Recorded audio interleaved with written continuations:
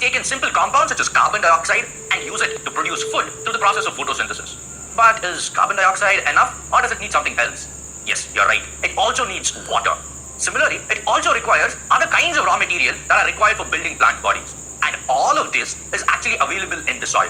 For plants, the soil is the nearest and the richest source of raw materials. And what are the other raw materials that I was talking about? It could be nitrates, it could be phosphates, it could be other minerals. And all of this needs to be absorbed through the soil by, of course, the roots.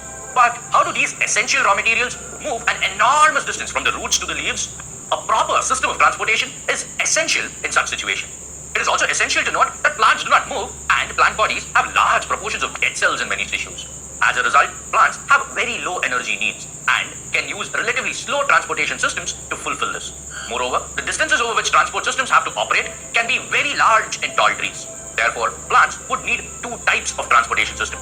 One, to move energy stores from leaves where they are produced to other parts of the body to sustain them, and two, to transport raw materials from the roots all the way to the leaves where food can be produced. These two pathways are constructed as independently organized conducting tubes. One, the xylem moves water and minerals obtained from the soil to all the parts of the plant. And two, the phloem transports products of photosynthesis from leaves where they are synthesized to other parts of the plant. In fact, we have studied these structures and these tissues in detail in previous grades. Is a typical dicot plant. If we take a closer look at the section of the plant stem, the vascular bundles are seen arranged in a circle surrounding the pil. The main transport tissues in the vascular bundles, as you can see here, are the xylem and phloem.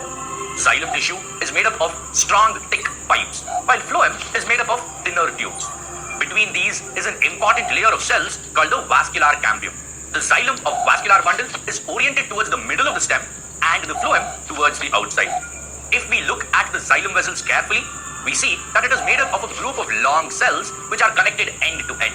Once they are mature, the end walls of these cells are digested and they form a continuous tube. Let us shift our attention to the cell wall. The cell wall is coated with a layer of lignin. This layer of lignin gradually thickens, thus providing strength to the xylem. The main function of the xylem is to conduct water and minerals from the roots to all parts of the body as already discussed. In between xylem vessels, we find xylem fibers. Their function is to provide support to the stem. Let us now turn our attention to the phloem. Here, companion cells support the sieve tubes. These tubes have long, thin cells called sieve tube elements, which have a sieve plate at their end wall. The sieve plate has numerous perforations in it. The sieve plate allows substances like sugar to pass through itself. Let us now discuss about the difference between xylem and phloem. The xylem consists of vessels having thick lignified walls, while phloem has no lignin deposition on the walls. Xylem has vessels with no end walls, so it can form a long continuous tube, while phloem has a sieve plate between the cells.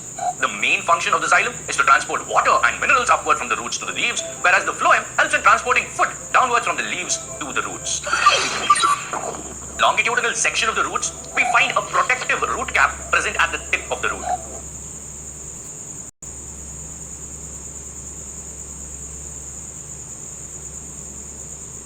Of the outer layer grow out as root hairs. The soil surrounding the root hair contains less amount of organic substances and inorganic ions, while the root hair cells contain more organic substances and inorganic ions, thereby making the cell sap more concentrated than the surrounding soil water. So, the soil water crosses the intervening cell membrane and enters the root hair cells by the process known as osmosis. The water enters through the root hair and moves through the cell wall of the cortical cells, while some amount of water enters the cytoplasm of the cortical cells. Water present between the cell wall then crosses the intracellular space and moves through the cell wall of another cortical cell. In this way, the water goes on passing through the cell wall along the cortex and reaches the xylem. Water that enters the cytoplasm of the cortical cells moves into the cytoplasm of the next cortical cells through the interconnecting pores known as plasmodesmata. Thus, some amount of water travels through the cytoplasm of the cortical cells and finally reaches the endodermis, which is the inner boundary of the cortex. From the endodermis, water ultimately enters the pericycle, where the xylem vessel is located. That acts as a continuous channel and supplies the water to all the aerial parts of the plant. Creation of water and minerals in plants. Now, let us consider how the products of metabolic processes, particularly photosynthesis, are moved from the leaves where they are formed to other parts of the plant.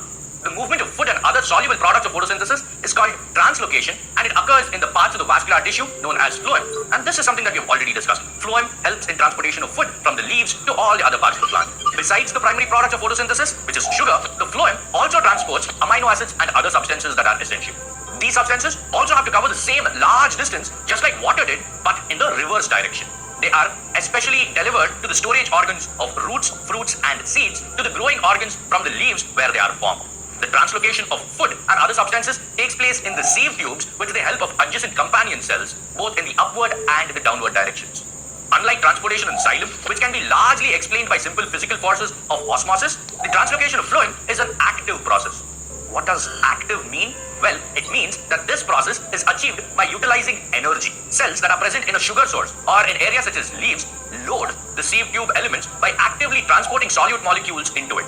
This causes water to move into the sieve tube elements by osmosis, creating pressure that pushes the sap towards the tube. Whereas in sugar sinks, such as root cells, cells actively transport solutes out of the sieve tube elements, producing the opposite effect. This difference in pressure moves the material in the phloem to tissues which have less pressure. This allows the phloem to move material according to plant's needs. For example, in spring, sugar stored in the roots or stem tissues would be transported to the buds, which need more energy to grow. Although much simpler than human transport systems, the plant transport system is ultra efficient and is highly specific, aiding in the movement of materials along the gigantic trunks of large redwood trees to smallest shrubs with as little energy being expended. We just discussed how nutrients and water are transported across huge giants like redwood trees through phloem and xylem. But the question that I have is, how does water from the tip of the root go all the way up to the tip of the leaves? This requires a lot of pressure difference, doesn't it? In fact, this occurs through a process which is known as transpiration. And to understand what transpiration is, let's take a dive. All the plants we see around are generally green in color.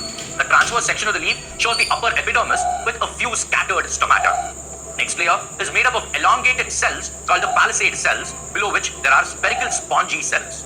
The spongy layer ends in a single layer of cells called the lower epidermis. The lower epidermal cells show many stomata.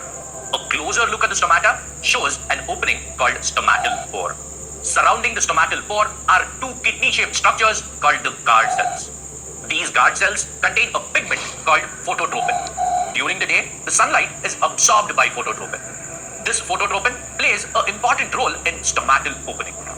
Phosphorylase helps in conversion of starch to sugar molecules. A higher concentration of sugar draws water into the guard cells and they become turgid. This causes the guard cells to move away from each other, thus opening the stomatal pore. Once this pore is open, water in the form of vapor is lost from the stomata.